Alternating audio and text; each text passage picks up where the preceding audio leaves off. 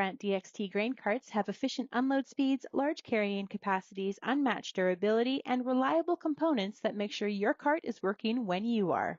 Lead the field with DXT grain carts from Brandt. Visit your local Brandt dealer for more information.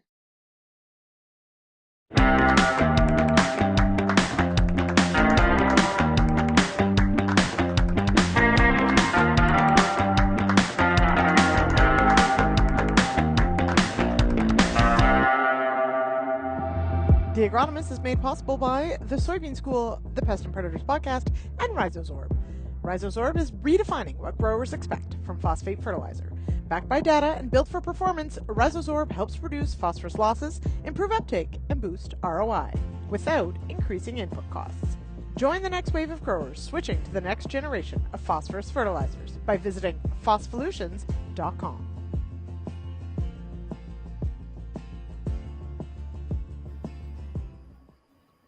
Hey everyone, welcome to the Agronomist. Wonderful to see you all on as we go live here on this Monday. Super excited for tonight's conversation. Got some great guests lined up. But before we get to our conversation, of course, a reminder, if you collect those CEU credits, head on over to realagriculture.com/agronomist. Let us know you took in the show. We'll make sure you get signed up for those. And while you're there, make sure you sign up for the e-newsletter that will, of course, remind you of what episode is coming up, what the topic is, who the guests are, and then zip you an email when we publish the post so you can sign up for those CU credits. So there you go. If you haven't done it, go and do it. Hello to Mark, to Kevin, to Ray, to Jeanette. Great group joining us, of course. Let us know if you are watching. Let us know in the chat where you're from and how the crops look where you are. I will say Peter Johnson sends his regrets. He has a practice for a play happening tonight, and I told him that should be a Tuesday night thing. So he sends his regrets to our wonderful guests. Let's bring them in now. We're going to talk about soybeans. It's our mid-season fit check, as I like to call it. Jason Voogt out of Manitoba and Rob Miller here out of Ontario. Hello, everyone. How's it going, everybody? Good evening. Oh, yes, going well. Okay, let's, so here we are, July, mid-July, we're going to call it. I'm not ready to call it end because we still got time. I'll start with you, Jason. Tonight's topic is soybeans. And a few weeks ago on this show, the Manitoba soybeans were flowering first, well ahead of the Ontario crop, I'm going to say. How are they looking now? You know what? It depends. The favorite comment of any agronomist. It depends where you are. So in South Central Manitoba, I would think we're in that R2 to R3 stage for the most part. They've actually progressed quite well in the last 2 to 3 weeks. Like we've got full canopy closure in most row spacings, and they've actually done quite well with some of the heat and humidity we had over the last couple of weeks. Obviously, there are some areas that are definitely a lot drier, and so those are struggling a little bit to fill in rows and that sort of thing. But outside of all that, they're still progressing. I mean, they're still in line to mature and do all that. But we're still looking for a lot more rain in most areas to have a good crop. I wish I could send you what I got there, Jason, because it did dry out, I'm gonna say, but we are not lacking for rain. Rob, of course, Ontario, also a big place, so we can't generalize, but I'm in the east, you're a lot further west than I am. How's the crop looking where you are? Well, I'm kind of in the Guelph area, and similar to Jason, it depends. So today was kind of the first day that we got hard at wheat harvest. It was nice that the humidity dropped a little bit for a couple days. There's a few people that poked around a few fields last week, but overall today everyone was hard at it. And we're going to continue with wheat harvest, and depends on if you got rain. We were lucky enough to get about an inch of rain on, I think it was Saturday night. It kind of came through there, and I didn't even know it rained. I just thought it was a heavy dew until I went out the rain gauge, and wow, there was a nice inch of rain. So it depends on if you catch some of those spotty rains, and if you are in those dry conditions, the earlier planted stuff. We had some mid-May stuff. We also had some June plantings. So everything's all over the place this year, including the rainfall. So it's but wherever there is dry soil, you can definitely start to see the sins of planting showing up. When the plant gets under a little bit of stress, the sins of planting are coming out like they do every year. So. Kevin shares, of course, Kevin is in BC on the West Coast, needs rain. Crops are hand to mouth and some pineappling happening in the corn. Mark, love it. Drier than a popcorn fart, which is very dry. So it does depend on where you are. Of course, in the Ottawa Valley, I would say, honestly, yes, it had dried out a little, but it was, a lot of hay just went down. We did, same as you, Rob, we had a bit of rain that sort of came through overnight over the weekend. But other than that, even the showers they were calling for didn't come through. And so lots of hay down today in my area. Tassels out in corn in some fields, not all for sure, and not fully out in some fields, but coming out. And the wheat's just not quite there yet. But overall, looking not bad. Now, Rob, you did mention, of course, in those areas with that added stress, you start to see some of the challenges of putting this crop in the ground. And tonight we're going to talk about a few different things, including, Jason, as you shared earlier today on Twitter, some hailed on crops a couple weeks later. We're going to look at what happened and what happened after that. So, but let's start with Rob. Let's start in the now and then we'll look back. But Jason noted, our 2, our 3 staging. Has most first pass fungicide been done, or was it too dry? So what are we looking at for white mold? I think common theme is going to be it depends, but overall, in general, with the heat and humidity that we've had this year, the chance of white mold probably across the province, or at least in this region, is on the lower side. White mold tends to shut down around 28, 30, even 32. Definitely it shuts down at 32 degrees Celsius, but even after 30, it starts to shut down. We always would say, Jerome Gagne, longtime BASF rep in the Ottawa Valley, would say grass is green, white mold's keen. And so if your grass is green on Canada Day weekend, you know that you've had enough moisture to pull it through. But I think this year might be the exception. Just the temperatures and the heat kind of slowed things down. We needed that heat to progress the corn and soybean crop, and it really, really took off. But we're kind of in that R2, R3 stage. There's a few fields going there, the high risk scenario fields. But I think overall we're going into a 1-pass soybean fungicide system versus that high risk 2-pass program as well. And there's lots of insects, which I'm sure we'll talk about as well. So fungicides are going along for the ride. So. All right. Producer Jay, actually, could you bring up Rob's first slide on white mold risk? And then Jason, so similar question. I mean, yes, it depends on where you are. But you are, of course, in an area that has canola in rotation, which means you've got sclerotinia, which is the same as white mold, so in the rotation as well. Does that change the scenario, or really you just need the moisture? You'd think it would change the scenario, but it really doesn't. I mean, we've had soybeans and canola in guys' rotations for 15 years now or more, and it really comes back to the moisture. So when we talk about when it comes to canola and fungicide, it's pretty much always a given. And then it's talking the grower out of spraying a fungicide when you get into years like this when it's pretty dry. Okay. But when it comes to soybeans, it's more of a year-to-year decision. And more often than not, we're not spraying because of the fact that we're not seeing that moisture there to justify, applying a fungicide. And then there's been those cases where guys, it looks like it might be potential year for it, and they've done trials and they haven't seen a lot of response. And again, it comes back to the geography too. We've got areas like the southern part of our geography here in south central Manitoba, where my business partner and agronomist Troy Turner works. They've had considerably more rain, and so they're doing 2-AP fungicides in their dry beans, and they were considering looking at something in soybeans. But if we do get in a scenario of doing soybeans, it's definitely only going to be 1 application. But more often than not, most years we don't. Yeah. Now, in thinking about that, okay, so crop rotation, yes, is on there. Row spacing, of course, I'm going to Rob. There are there are a lot of beans, and Jason, I don't know where you are, but where I am, there are a lot of beans in very narrow rows. Mm-hmm. And we are pretty high for white mold. Should or could wider rows make enough of a difference to actually forgo a fungicide pass, or does it really it's sort of an additive but not instead?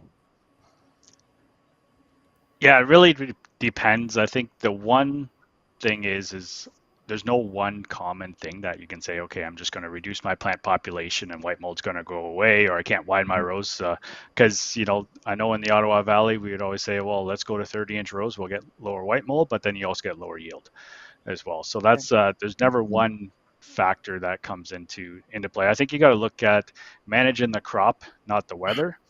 And if you have a nice dense soybean canopy now, you got a little bit of moisture, you got some higher humidity, and you got to think about the humidity that's inside the crop canopy. So we actually did some tests a few years ago, and where we set up some little things that measured relative humidity above the soybean canopy and below the soybean canopy, and we're always about 10% more or 10% higher relative humidity in that soybean canopy versus directly above that. So you got to look at this as a entire system. And I think in the Ottawa Valley, the crop rotation. So if you're on a corn soybean rotation, 2023 was a really bad year for white mold in the Ottawa Valley. That's probably the worst it's ever been. So for some of those fields that are rotated back into soybeans this year, the ones that had the high pressure, actually go out and look at your yield maps from 2 years ago, from 2023. You might be able to gauge in the field, where you might have lost some yield from white mold, and those are the areas of the field that I would start checking first. If you are growing that susceptible variety, and if you are in that dense soybean canopy, you always want to have a little bit of white mold. That means you've actually have good growing conditions. You don't want to have too much that it takes over the crop, but yeah, we always say manage the crop and not the weather, and don't give up on the crop now in mid-July. Mm-hmm. Now we've got tillage on here, Jason. Any differences that you observe depending on the tillage system used? I guess for the most part, no, not really. And so the challenge we have is we don't have a lot of what I call no-till or call it really reduced tillage. There is still a fair amount of tillage. And so then in that case, we're still seeing, similar results. It's probably more back to the weather, the rainfall, because we do have still a number of 30-inch row soybeans, but the majority of them are in that 15-inch down to 7.5-inch spacing. Even last year, which 2024 was a very wet year here, and we had white mold in soybeans, but even those 10-inch spacing soybeans were yielding in the upper 50s and low 60s, didn't have a lot of white mold in them. And I think part of that is plant architecture, also, the timing of that rainfall. But also, I think what we have uniquely was what were the conditions the previous years to last year. And we were dry. And so a lot of that sclerotia bodies or the inoculum to produce sclerotinia or white mold really wasn't there. It hadn't built up until last year when we started getting some more moisture. So the pressure from the disease pathogen just wasn't there. So in that case too, tillage may or may not have an impact, but I don't think it is much of an impact as versus the row spacing, the climate from the previous years, and the architecture of those soybeans. Mm-hmm. Rob, really good point about, and you're right, 23 was terrible out here. Like you would drive past a field and it was gray. It was just gross. Pretty terrible. Do you see, Jason makes a good point about the amount of tillage. Do you see in zero till or close to no till beans a significant difference in the risk factor? Well, the theory is, and I guess what we've been telling growers the last 10, 15 years is those little sclerotias, that little rat turd that's on the soybean stem, for anyone that's watching it live here, in a tillage situation, that will incorporate into the soil surface and remain viable for several years. Whereas in a no-till situation, it'll dry out within the first year. So in general, you will actually get the higher risk of white mold in a tillage situation, because those sclerotias can last 2 to 3 years in the soils. I've heard studies all the way upwards of 8 years, but at least let's say 2 to 3 years if they're incorporated. And the thing is now, if you look at some of the no-till soybeans, they haven't looked as healthy or robust as some of the ones that had a vertical tillage pass. So, we had a monster corn crop across the province last year, 240, 250 bushel corn. We're incorporating a little bit of that with like a one pass vertical tillage just to break down some of that residue and help get the soybeans off to a better start the next year. So in general, we could potentially be at a higher risk of, let's say, more sclerotia. I don't want to say higher risk of white mold, but let's say more sclerotia moving forward. So. Right. Right. Yep. They are kind of cool when they actually like germinate. But just to look at, that's all. Okay. Yep. We don't need it. We don't need it to spread anymore. Yep. And as long as your flowers aren't present, then that's exactly. their food source. The flower petals are their food source. If they're there before flowering, who cares? They're probably going to reproduce. Or if they come in after flowering, then they won't have as much of an impact. Right. So okay. So actually, Producer Jay, can you go to the next slide, because we've got a good Jeanette. Now Rob's just showing off, she says. Okay, so this is a good point though as well, is that, and we've talked a little bit about maybe an edible beans and 2-pass system. That obviously a bit of a different beast. Canola, exactly that. I mean, it sort of feels like, depending on where you are, it's a given at least for the 1-pass, but soybeans sort of fall somewhere in between. I guess how late is too late is the question. So which one of these, Rob, or is early pod, like, is that the deadline, or what is too late?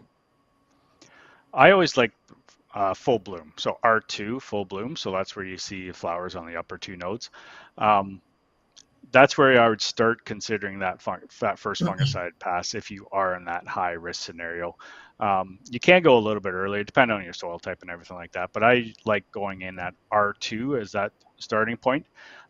We did a lot of work last year in more of a low to moderate risk scenario. And we actually did some work with Dave Hooker, and we found that R2.5 was kind of that sweet spot for that early pod scenario. So that's where you start to see that pod maybe about a 1/4 inch in length at the bottom of the plant. It's going to start at the bottom and work its way up.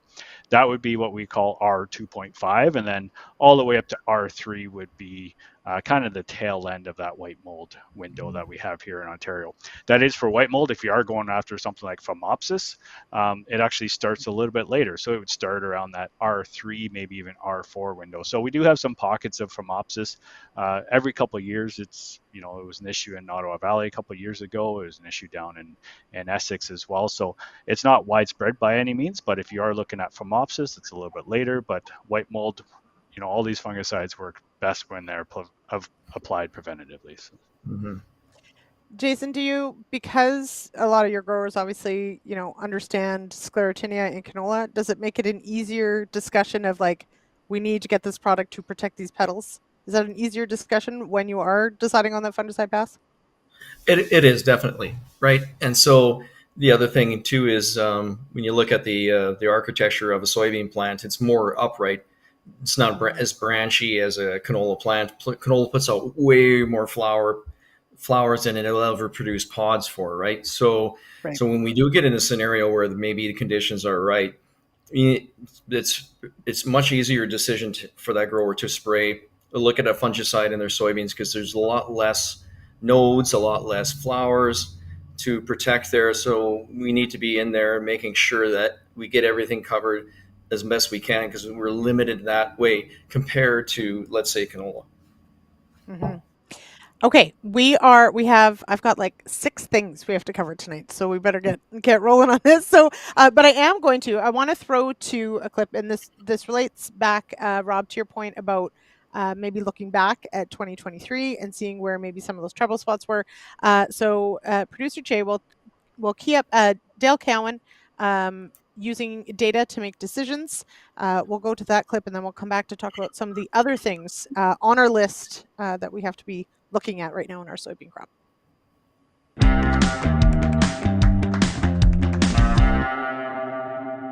Let's talk about this field. Now, what you've learned from all these sources, what are you going to, how does it impact your management and your effective management of this field in the growing season? Well, early on, we had a lot of grass escapes in here, so the advice was to get the grass under control with a group one. So that took place. Excellent control. There's really hardly a weed in this field anymore. Fertility was looked after last year, a very fertile field. So that's something we removed from the equation as being a limiting factor. Planting May 15th, nothing wrong with that. And considering how much rain we got this spring, I'm surprised we got it in on May 15th, but it's light enough ground, well drained, so all those things. And then, did the plant population counts. As I said, this is a seed field, so it's a little different from that standpoint. Fungicides are always used to protect the plant health, so we've had 2 fungicide passes on this field. And so right now, it looks pretty good. So I don't have a lot of concerns. We're seeing no manganese deficiency. We got a couple sandy knolls we got some issues with, but that's a small area. Yeah. So now let's talk about at the end of the season here. You basically have the ability to look at the plan for this year, how it worked out, and basically learn from this digitally about how you manage this in the future. Yeah. So we did crop scouting reports. Have done a couple. We do a couple more yet. So then we've done our plant population. We've made our comments on weed control. We got pictures to go with that. So at the end of the season, we can sit down and say, what did we like? What didn't we like? What would you like to change? And maybe we don't change anything. Yeah. Maybe this is the recipe. But there's always something there's never a wasted trip to the field. You always learn something. But at least we have a record to look back on in May, June, July, and August when yield may have been affected by something back then. Yeah. At least you got a record of it, something to talk about. And it helps to tell the story. And it adds value to the relationship between the farmer and ourselves. And the farmer can also do scouting in too, and add his own comments and remarks and drop pins and tag things of interest to him as well. So it's not just us being here.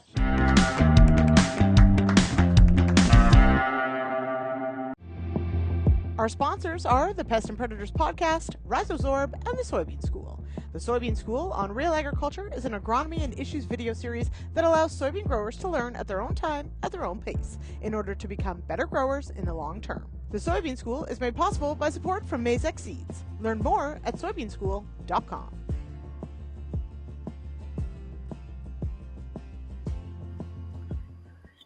All right, we've got some greetings from Singapore. Hello. And a good question on contents, which we will talk about in a minute. But before I forget, one of the things I wanted to talk about, and we've got some slides as well. Every time, of course, I love that Dale says there's never a wasted trip to the fields. And one of the things we see, of course, right now when you're in the canopy looking at those flowers, potentially some weeds. They also may be above the canopy. But Jason, I'll start with you. What weeds are a particular issue this season so far? Yeah, so we had our normal issue with weeds, like our traditional ones were, grasses like wild oats and foxtail and barnyard grass, especially because we had such wet year the year before. But broadleaves, buckwheat, lamb's quarter, but considerably more kochia to start with, and water hemp. And we had a feeling we were going to see a lot more water hemp because of being so wet last year, finding more plants in the fall in soybean fields. And then going into this year, we noticed, there was definitely more. And so that really changed, the approach to this year. What happened too was we didn't in all our herbicide tolerant systems that we grow. So we primarily have some extend flex and a few more acres of enlist beans now as well. And so in all those cases, we were mostly not able to get a pre-emerge on.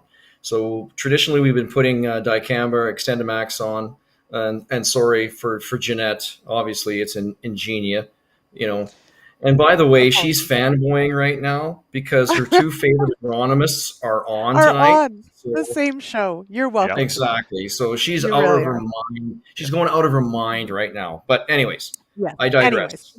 Just imagine if we talk dry beans. So. I know. Oh my gosh. She'd out. lose it. So, so we didn't get our pre's on because we were so windy earlier this spring. So that shifted everything in crop, which allowed for a lot of escapes for, especially kochia getting established and then having to come in with higher rates and things like that.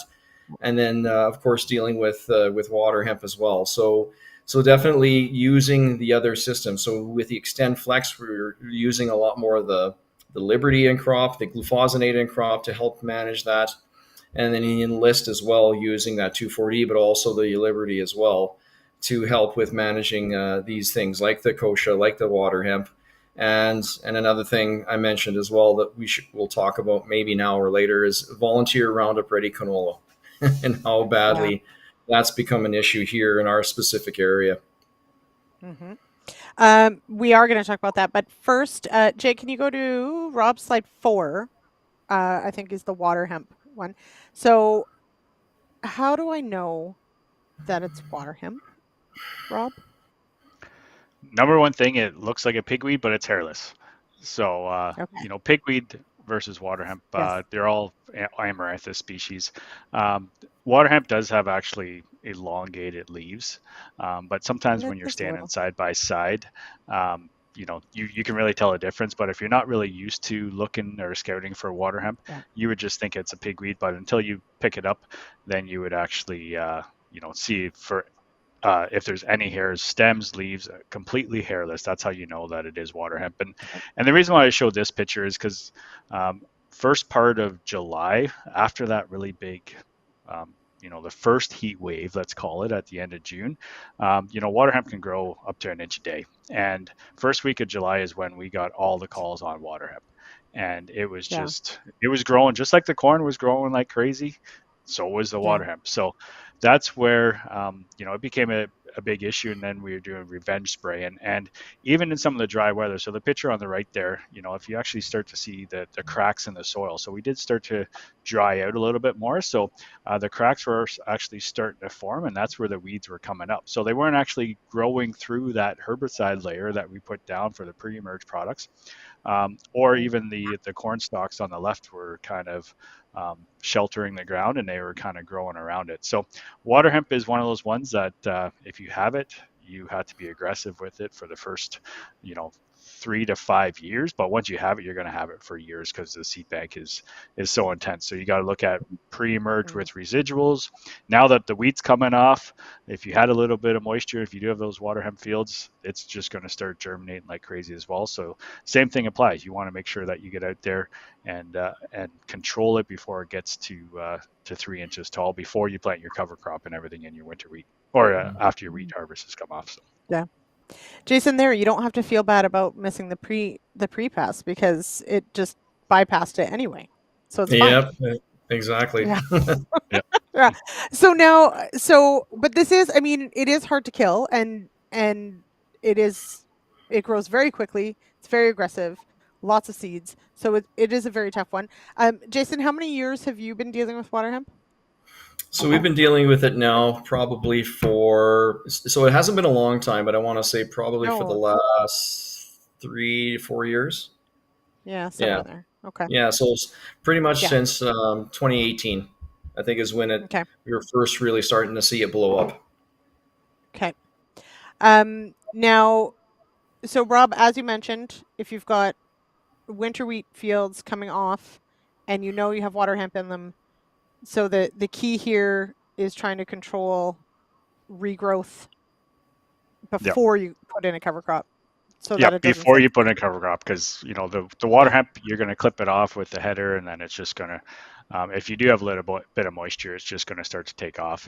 And before you plant your cover crop, it's going to be ahead of it. So if you can, at least get out there and manage that now before the cover crop comes. And then you can also try terminating it again too, because the work that Mike Shriver did, even the stuff that germinates in September will still set seed in about 2 weeks.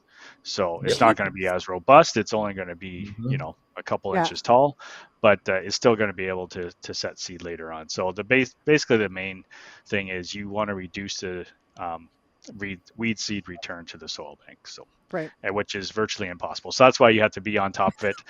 Use soil applied residual herbicides. Soil applieds work great this year because, like Jason mentioned, we had a lot of windy days, and then we started getting into Yeah. some hot days, and then we only had a few post-emergent days that were actually ideal. So that was the benefit of the soil applied herbicides. It actually carried you through. It took that pressure off the in-crop sprays, and you actually get more uniform emergence as well. So the sprayers were behind because we had the stripe rust outbreak. We were getting the pre's on corn, beans. So that's where it just buys you a little bit more time. Now, Mark's got a question here. Jason, maybe I'll go to you on dicamba. He's saying how late you can go in with dicamba. How are your growers using dicamba as far as what's the strategy of incorporating it? Yeah, so we've been, traditionally been putting it on as a pre-emerge. So just prior to the soybeans emerging. A couple different reasons for that. One is if a guy is a little bit leery about using dicamba because he's heard all the stories about drift and volatility from the US. When we go pre-emerge, there's generally not a lot of other sensitive crops that have emerged yet. So we're not going to be too worried about that. The other reason is then we typically could have more rainfall to get really good activation of it and get some of that residual control upwards of 3 to 4 weeks that I've seen before we have to do something in crop. And so that's traditionally what we've been doing. Now, after we saw more water hemp showing up last fall in soybeans, we realized that, the water hemp is a C4 plant, heat-loving plant. It doesn't emerge early like kochia. We've been putting that pre-on as well early because of kochia as well. But now we're wondering, okay, maybe we should be delaying that dicamba application to maybe early post so that we get a little bit more activity further into season to deal with the water hemp as well. So what that's also then made us look at is, well, maybe we need to be looking at some other tank mix opportunities with the dicamba, maybe adding a Veraxer or Residua, another product in as a pre, or doing that Veraxer Residua as a pre, and then coming in with our dicamba in crop. So again, it all comes back to what other weeds do you have there in the field, like the volunteer canola situation that we have. But primarily, it's been that pre-emerge. Rob, you don't have to deal with volunteer canola, I would imagine. What would be you deal with I've volunteer corn had, though? I actually get a lot of questions on volunteer canola on how to manage it. So usually it happens now, and it's because it's flowering, so people see yellow flowers in the field and the beans are waist high. That's so how do you take out a 3-foot tall volunteer canola plant? But for the most part, as long as it's not Roundup Ready, that's been a bit of a challenger as well. We plant Roundup Ready on our research farm, just four passes, and the combine spread it around, and 10 years later, we're still picking it out. So, that's right. It's very hardy in that way. Yeah, absolutely. Now, you mentioned, Jason and Rob, you've got, I think it's slide 3. Producer Jay, because there's a couple of questions about what you can throw in the tank. Jason also mentioned perhaps going with oh no, it's not 3. It is, I thought it was 3. It's the tank mix. My slide deck, Jay. Yeah, sorry. There you go. So we have a few questions about what you can put in the tank, etc., including maybe some micros in with fungicide. We are going to also talk about some insects tonight that have been an issue. But what are we looking at here, Rob? Yeah, so this is not adding too much to the tank. So we always say if you are going there with a fungicide, add in one other product. So if it's going to be a herbicide or a foliar fertilizer of some type. The first one on the left was actually a situation where they had a lot of volunteer corn.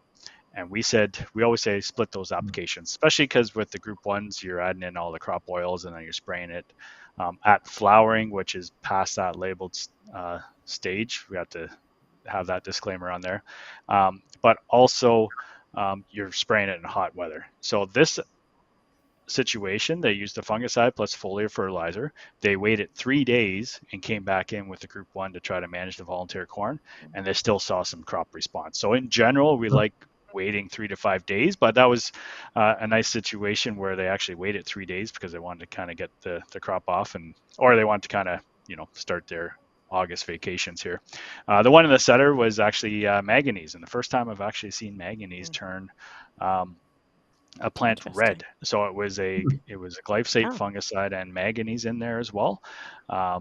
Again, we always say add one product to the tank, and then the similar situation on the right as well. So that's where, adding in herbicides. And I guess the one thing is when you're doing all these concoctions, and we've actually seen kind of a shift to doing weed control with the fungicide and applying it at R2. And I probably just have to start out with saying that's beyond the label of some of these crops. Once soybean can be, once it starts flowering, can be a very sensitive stage for especially when you're using conventional chemistry and knocking off those flowers. But also, it's just not for crop response and maybe potential for yield loss. It's also residues in the grain. So that's where we can't be doing late season applications beyond those label use patterns, because that is potentially increasing the risk of putting residues in the grain. So we've actually seen a little bit of a shift of adding in the glyphosates or group 1s and stuff like that with the fungicides, but we just want to make sure that we have that as a planned approach earlier on to manage some of this volunteer corn early on, and not rely on that pass with the fungicide. Because as we deal with some of these resistant weeds, coverage is going to be key.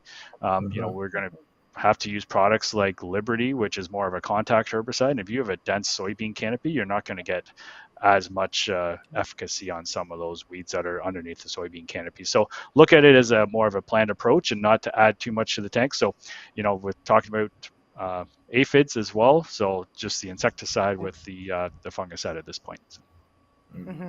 It's a really good point. There are pre-harvest intervals for a reason. So pre-harvest intervals and label rates and what the label says, exactly, we have them for a reason. Sometimes it's crop safety, but often it's more than that, right? Crop safety is often sort of, yes, it's a factor, but really it's more about what could end up in the potential grain. So really good point on that one for sure. Okay, I do want to, let's go to Jason, slide 3, please, Producer Jay, because we've mentioned insects. I do want to talk about them. So I was scouting soybeans a day or two ago, and the first thing I saw was ladybugs, to which I then had to flip over a leaf, because if I see ladybugs, I think aphids. So Jason, I'll start with you. What are you dealing with right now as far as insect populations, and are you concerned about them? Yeah, so right now that's kind of what our whole agronomy team has been shifting to in most crops, has been in insects. So, and just I guess it was a week ago Friday, we found the first soybean aphids in the area.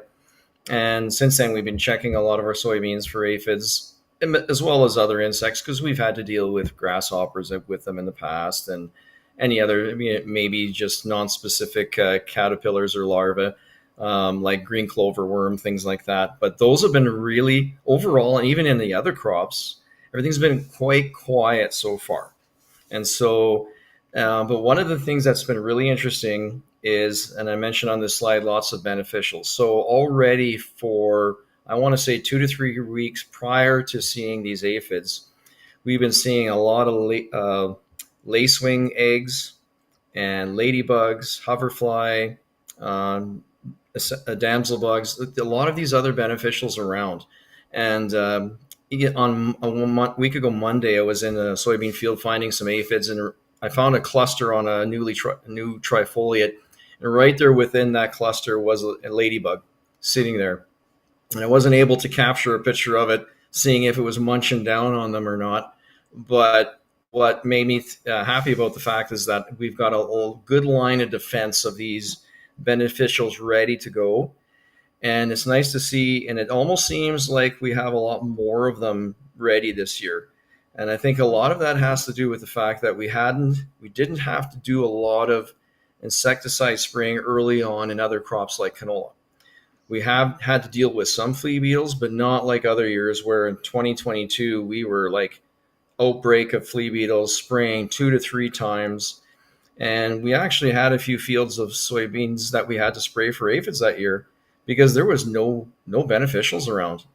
And I think a lot of that has to do with that, non-target, spraying. And when we were spraying for these flea beetles, we're taking out all these beneficials as well. And this year we hadn't had to do that, so I think we've got a good buildup of population, which I think is going to be a benefit. When it comes to things like the stink bug, it's something that's starting to really show up now. So this was last week, and some soybeans finding some egg masses where stink bugs were just emerging. Yeah. Seen a few adults as well, but we haven't ran into too much issues with them. But it's always something we're keeping an eye on because we know they can be a problem, and it could still be. But we're kind of at the early stages of that right now. Mm-hmm. I don't like stink bugs, Jason. These are gross. They really do stink. Like they're nasty things. They really do. Okay, so Rob, aphids definitely were a concern. It felt early. Was it very early? And have we had a similar? Because it's one thing I love if you use the aphid app to to actually look at whether or not you should spray. It takes into account beneficial counts as well. So what have you seen in Ontario so far this year for aphids and for beneficials? Yeah, I would say there's definitely a lot of pockets, and those pockets are bigger, and there's more of them this year. I wouldn't say it's widespread at this point, but if you didn't use an insecticide seed treatment, so historically we would say that you get 60 days from that seed treatment. If you were planting the last week of April, first part of May, that only carries you through a couple weeks or a couple months there. But overall, I'd say that we probably saw them a little bit earlier, and especially in areas that we haven't seen those hot pockets, like up in northern Huron. Grey Bruce County had some as well, and now we're seeing them in Ottawa Valley and Quebec, which we tend to always get some of those pockets. So I would say it always occurs in pockets, but it also occurred, like we had lots of aphids per plant well before the flowering stage. So that's probably the biggest shock to me this year. Usually, if you have lots of aphids on a soybean plant, and if it's still during the vegetative stages, you don't really worry about it a whole lot much. But now we're seeing a lot, and depends on the variety, depends on the area as well. But that's the benefit of using a product like Safina as well. It's softer on some of the beneficials as well. So usually, if you do spray it earlier, because they were present much earlier and at the thresholds, then it's softer on the beneficials, and it helps the beneficials start to keep up. Whereas if we wiped out all the beneficials as well, we'd probably have to do that second application.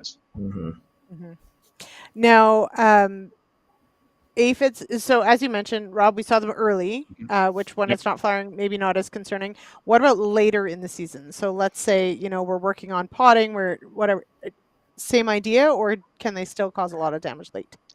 Yep. Yeah, they can still cause a lot of damage late, and I would say the threshold starts to decline as well there.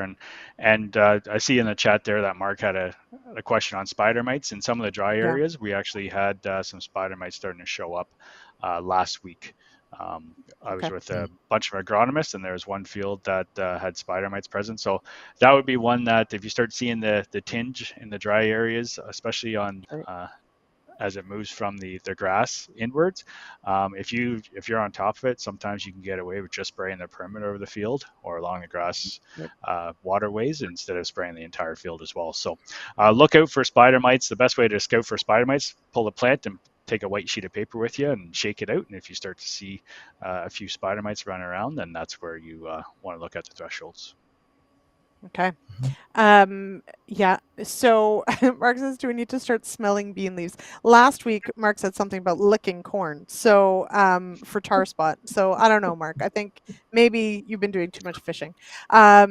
Now, but there's another question. Kyler says, are there places you can buy beneficials to release? Now, certainly, yes, you can actually order all sorts of different insects and nematodes and all sorts of good things. But I think, as the two of you have outlined, one of the best ways you can encourage beneficials is really to be very careful with when you go in with an insecticide. Make sure that it's well warranted.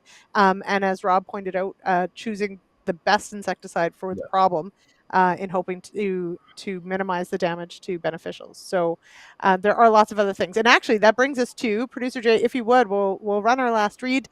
This will be our plug for go check out the Pest and Predators podcast, because we talk a lot about beneficial insects on that podcast. But Producer Jay, if you would.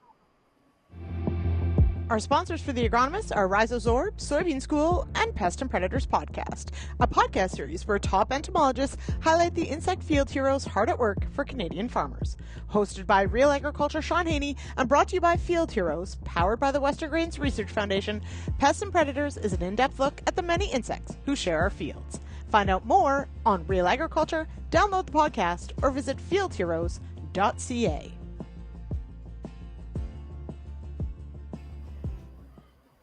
All right, now I want to talk about the dreaded big white combine, hail. I will say, Jason, since moving to Ontario, I have not seen a lot of hail. The Ottawa Valley gets we have a lot of problems, don't get me wrong, but we don't see a lot of hail. This year, we had teeny little pea-sized hail for like one storm, very briefly, and it was almost fun because I hadn't seen it in so long. The prairies, though, the prairies really get smacked by hail at times. And we've got, I think it is slide 2, Producer Jay, if you would. These are, I think they're Kristen McMillan's fields that she scouted this. Is that right? The soybean photos? No, yeah? these are my fields. These are, but it's her data. Okay. Yeah, her data. Because I thought, well, if we bring this up, I knew she had done a bunch of, because I posted these on X back on July 2nd, and she responded to it and talked about her research. And I thought, well, it'd be a good thing if I did bring these up to have some of her research there too, because it's really interesting to see, when you look at hail on soybeans, you have to look at defoliation, but also look at loss of nodes and then maturity. Okay. And a lot of that comes back then to the timing of the hail and the percentage of defoliation, nodes, all of that, right? So it's actually quite interesting. So thankfully, this hail event that happened July 1st, 2nd was just a narrow band. In my area, it was a couple of other spots, but nothing major. We haven't had anything since, and still till tonight there was a little cell that had a little bit, but nothing serious. But this was pretty considerable. Like this was 100%. So the grower had hail insurance and got this completely wrote off. But some would say, well, soybeans, they'll grow back, they'll be fine. But I remember when I posted these pictures, Kristen said, well, I can see, a couple nodes that are still there. And so it's interesting to see that, okay, those are just basically sticks that were left. Like there was nothing there. And this is around that, just coming into that R1 stage. And so maybe we'll jump to that other slide where it shows today. And so I went back out to that same field, and this is them today. So this is 19 days later. And just as we expected, as long as there was a healthy node there, they are producing new foliage. And I did see some flowers there. But this is 19 days. And I mean, this is the worst part of the field because hail is not the same across. Like this is a half section field. So the other side has defoliation, but not as bad as this area. But when you look at this, you have to ask yourself, okay, I mean, we are now July 21st. We don't have a long season to begin with.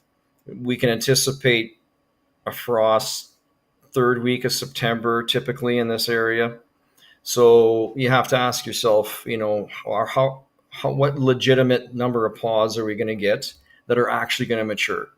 So that's the challenge. And that what comes back to Kristen's data that, at this particular staging, we probably had 40% yield loss because of that amount of defoliation and node loss. And now we've already extended ourselves 7 days plus for maturity at the least.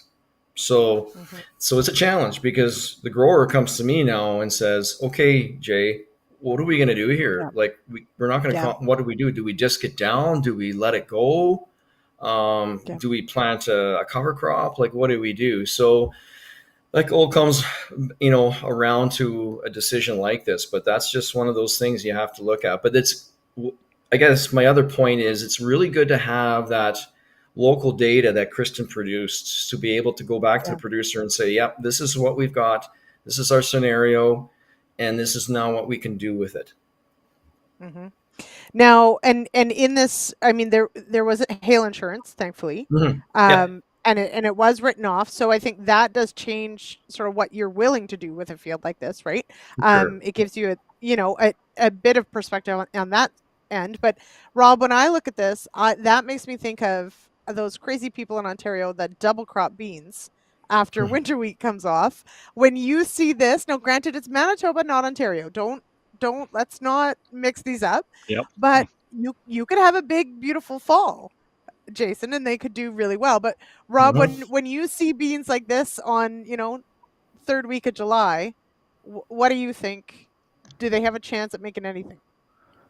Well, they always have a chance. I think, our biggest thing here in Ontario versus Manitoba is, hopefully we get a later frost. Yeah. So that's where it all comes down to, and you won't be planting wheat in that field, or if it's destined for winter wheat, then it's going to take a Yeah. little bit of time for it to mature. So I think it really comes down to the number of almost like how we deal with double cropping, the number of nodes per acre.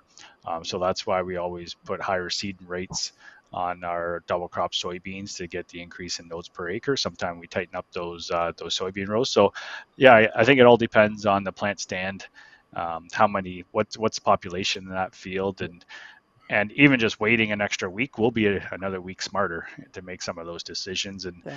rain in August always makes bean, even double crop beans, and even fields like this as well. So if it turns dry, that's probably going to be the highest risk. So it's not uncommon to start torching some of these beans like this, turning them to sticks for IP soybeans.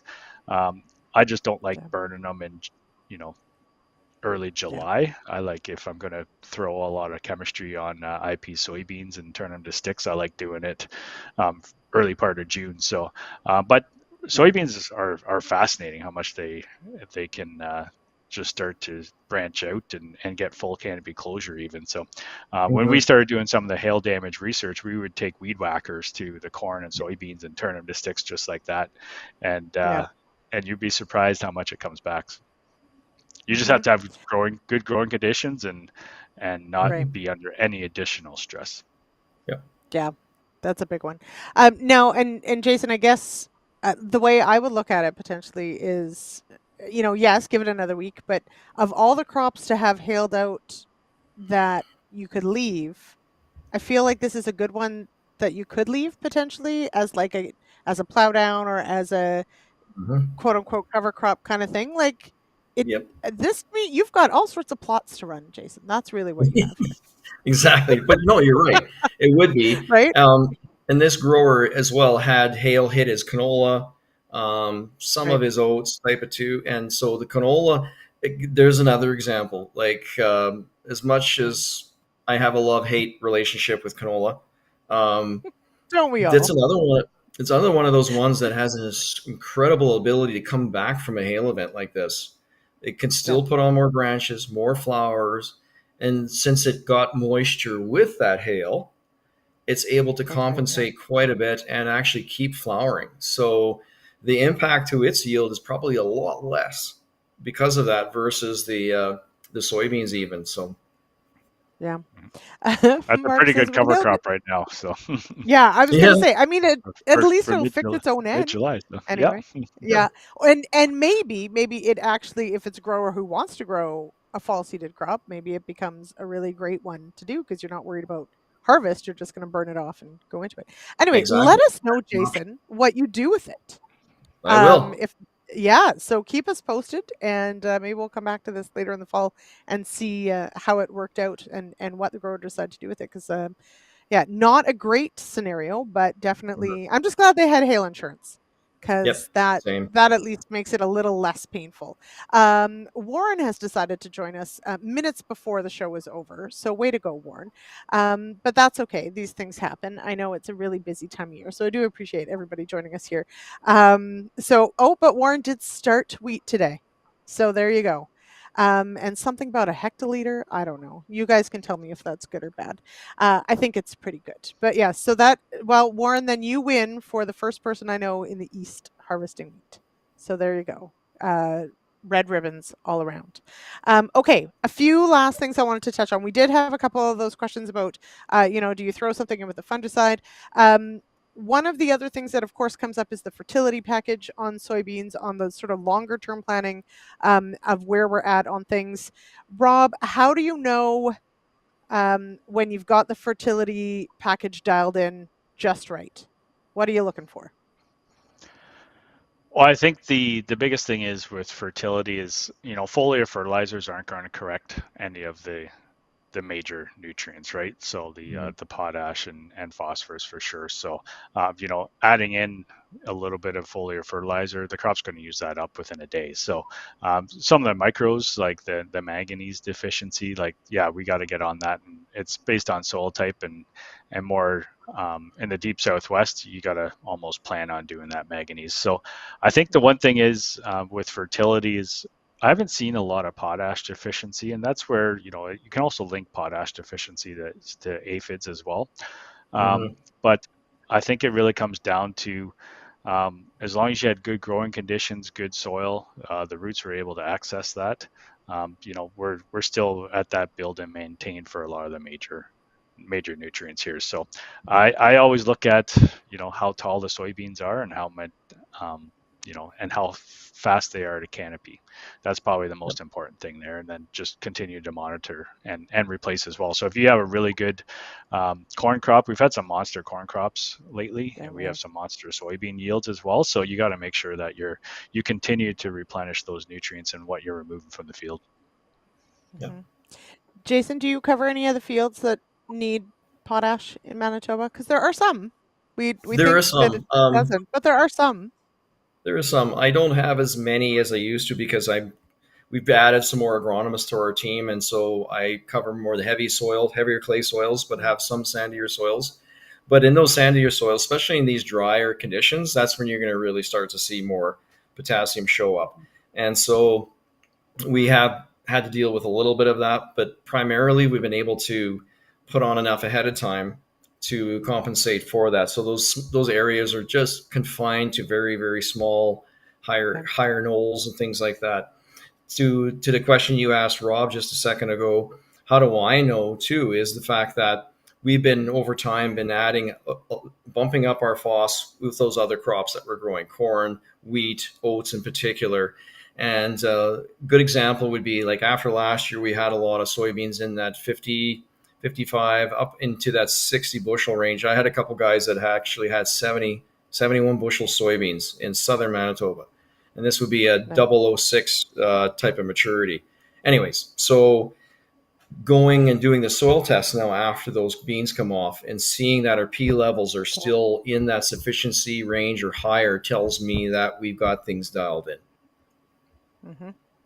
That's a really good indication. And the point of the bigger crops year over year, you really do have to make sure that you're accounting for that in your rate every year by field, etc. Sometimes we have our favorites as far as this is my canola rate or this is my wheat rate, but we got to be a little more adaptive than that, everybody. So there you go. Yes. So much buzz on nitrogen and sulfur lately, and much buzz on nitrogen and sulfur lately, and potash doesn't get the love it needs. Yeah, absolutely. Nitrogen always hogs all of the attention, Rob. Yeah. We need to shine a light on these other more just as important nutrients.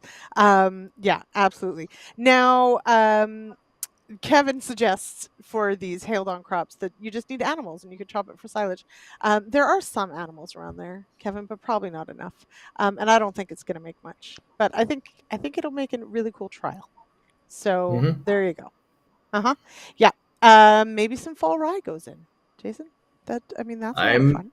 That's one of my considerations is getting him to put some hybrid fall rye in there. Honestly, that is one of the options. Yep. Give her a bunt. See what happens. Yep. Great for weed control. Covers the soil. Anyway, unfortunately, you never know unless you try it. So that's right. That's right. Okay. We are running out of time here. Definitely, and thank you to everybody sort of coming in on the comments here. Definitely hearing about some very dry conditions. And Mark said, is there a foliar nutrient to help with no rain for 6 weeks? No, there is not. That is called doing a rain dance and hoping for the best. Definitely, though, I would say, so as we look towards August, and this is maybe where we'll leave it, but we know that's when this crop is made, when we're talking about soybeans. Rob, are you going to go out on a limb and guess what the average bushels per acre will be in Ontario this year? Because I am not, but I'll just ask you. Ooh. Don't worry, you won't have to wear an embarrassing jersey if you're wrong. Yeah. I think we have some good pockets. I haven't seen enough yet, but Okay. I like being optimistic. I think we're going to be above Okay. average. I think we're all going to get a widespread rain, and Okay. and hopefully we can we had some earlier plantings this year, so hopefully Yes. those early plantings can help drag up the late plantings. So Okay. I'm going to say above average. I don't think we'll break 50 as a provincial average, but I think we'll be up Okay. there. So Jason, I'm not going to ask you the same question because that's not fair. But will it rain in August?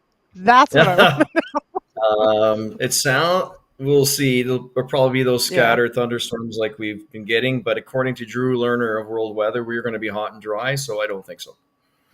And Bummer. our provincial average was a new record last year, and it was 40.5 bushels. And I'm going to go on a limb and say 36 this year, maybe. So it's still lots of time yet, I know, but there's a lot of areas that are even drier than us, too, that have soybeans, so it's going to be tough. Yep. Warren says the markets say the biggest crop ever worldwide. Well, not in Manitoba, Warren. So there you go. Yeah. But hey, there's lots of beans growing everywhere. I'm sorry, I can't do anything about prices. This is the Agronomists. We focus on the plants and the soil and the insects, and that's it. So there you go. Okay, we're going to leave it there for this episode of the Agronomists. Lots of fun, lots of learning. I really appreciate it. Thank you, Jason. Thank you, Rob. Thank you for saying yes. I know it's a very busy time of year. So yes, thank you. And of course, we'll be back next week before I can't even believe I'm saying this. We have one more show and then it's the August long weekend. So just remember, we don't have a show when there is a holiday because producer Jay and I also like to have a day off. Anyway, okay. Thank you to everyone. Thank you, Rob. Thank you, Jay. Have a wonderful night. We'll see you next week. Cheers, everybody. Cheers.